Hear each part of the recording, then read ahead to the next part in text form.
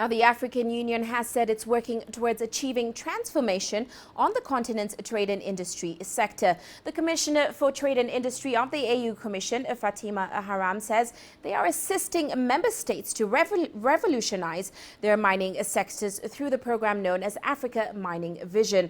Now, she talked to CCTV's Girum Chala ahead of the Head of States Summit. The 10 years implementation plan is really, if you want to say, it's a basis, it's a solid ground for, like a prerequisite before, you go to the next other 10 years and so forth. For example, when you talk about, having one continental market, you talk about a continent. Continental free trade area, our market are small, fragmented, 54 economies, small economies.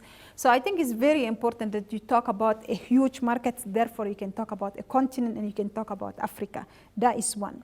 And some of the justification, we need infrastructure.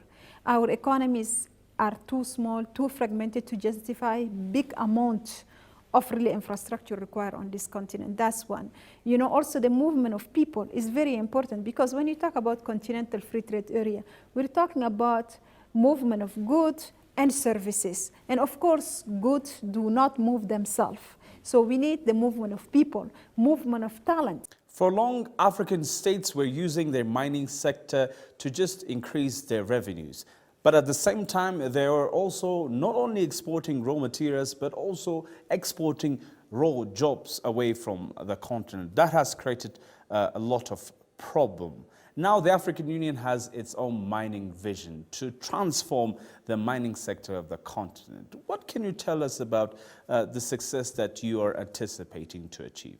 When you talk about structural transformation, it's very important you talk about transformation of our raw material in this continent. We cannot transform our economy. We cannot continue, Africa cannot continue to trade raw material and saying that we're going to transform our economy. Today, everybody knows 6 out of 10 fastest economies are in Africa, but yet we're poor. Why is that?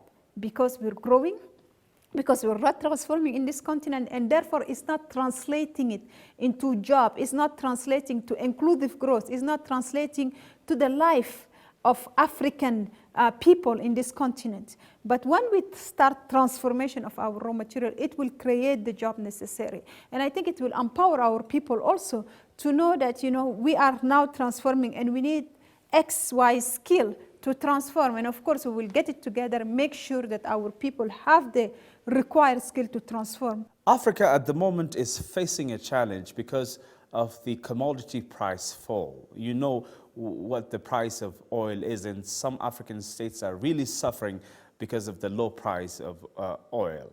Now, how do you think African states should now consider the transformation of their economies, perhaps using the industrial sector growth very much, so that they won't suffer anymore because of any global commodity price falls? It's very important that we put agriculture also at the center of our economies, because when you look at mineral resources, these resources are not forever, they're perishable. At one time they will finish, and then if you don't do it right from the beginning, if you don't negotiate right contract, if you don't beneficiate, if you don't transform raw material, don't create the employment and get what you needed for your infrastructure, you will find yourself with the hole on the ground and it's finished. So I think that it's very important that we diversify our economy, we make sure that we do the right thing at the right moment, because it's not forever.